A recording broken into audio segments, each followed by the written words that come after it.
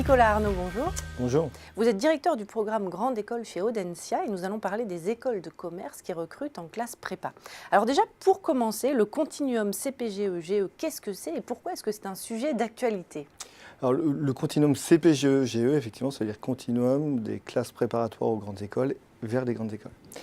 Donc derrière ce terme un peu barbare, en fait, se cache une réalité très simple, c'est ce constat que des étudiants bacheliers rentrent en classe préparatoire pour ensuite préparer un concours pour rentrer dans une école de management. Donc la classe prépa dure 2 ans, l'école de management dure en théorie 3 ans, mais très souvent 4 parce qu'il y a une année de césure. Et donc l'enjeu de ce continuum, c'est bien de travailler sur la transition, la passerelle finalement, les ponts, entre ce qui se passe en classe prépa et ce qui peut se passer en école de management. Et c'est vrai qu'historiquement, les prépas et les écoles se sont développées de manière assez parallèle. Et depuis quelques années maintenant, il y a une vraie volonté de mieux se connaître et de mieux faire comprendre aux préparationnaires ce qui les attend ensuite, d'où cette appellation de continuum pour parler d'une filière en 5 ans, en fait, très simplement. Donc on en parle beaucoup, effectivement parce qu'aujourd'hui les écoles veulent se positionner sur les classes préparatoires, parce que c'est une formation d'excellence, parce qu'on apprend des méthodes de travail qui vont nous servir toute notre vie. Et donc de fait, parce que ce sont de bons étudiants, les écoles veulent avoir de bons étudiants. Et alors justement, comment est-ce que dans un programme grande école, on met en place de nouveaux parcours pour rendre intéressant le programme aux yeux des étudiants, mais aussi par rapport aux attentes des entreprises ? Alors effectivement, la mission qui est la nôtre, c'est un sas de transformation, de transition entre le lycée et la prépa et la vie active.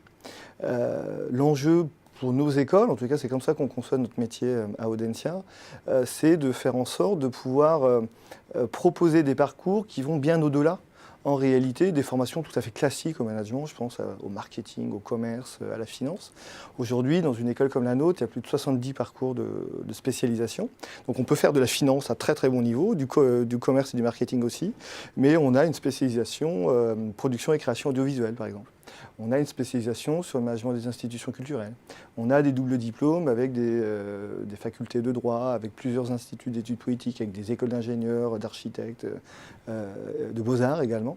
Donc bref, aujourd'hui c'est extrêmement large et l'enjeu pour nous c'est d'être raccord avec les besoins des entreprises, avec une forte attente sur l'hybridation des compétences, les doubles compétences, et en même temps proposer aux étudiants, aux préparationnaires, des parcours qui probablement les intéressaient avant de choisir l'école de management, mais qu'ils avaient écarté. Et en fait, ils vont pouvoir retrouver dans une école comme la nôtre probablement leurs premiers amours, si c'était les sciences politiques ou l'ingénierie, par exemple. Alors, est-ce que vous auriez quelques exemples à nous donner ?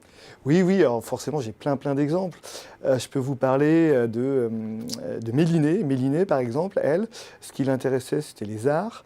Elle a fait le cursus management des institutions culturelles chez nous. Elle a travaillé à Londres pendant une année en année de césure, notamment chez Sotheby's.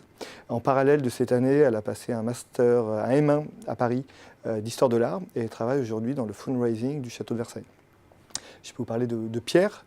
Pierre, lui, son truc à lui, c'est la finance, donc il a choisi Audencia pour la finance, et également pour l'international. Il a été faire un double diplôme à Boston University, Master of Science in Finance, couplé à une spécialisation stratégie financière chez nous, et puis il est resté travailler aux États-Unis, il est passé de Boston à New York, il travaille pour une grande banque internationale en M&A.